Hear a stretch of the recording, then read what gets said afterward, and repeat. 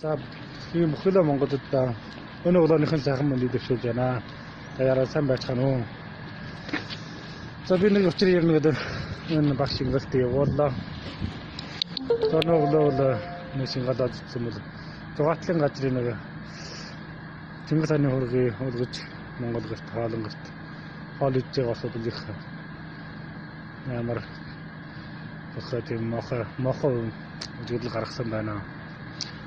Миний нэг хэлий гэж байгаа бол зугаатлын газар ийм газрууд бол Чингис хааны хөргийг өлөхгүй л таарна мэдчихв.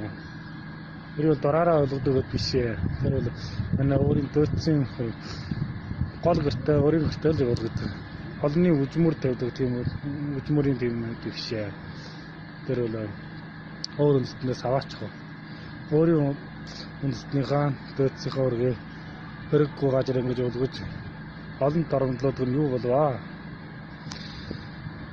Ийм усуудын шууд өөрч гаргаж буруу боловсгож байна.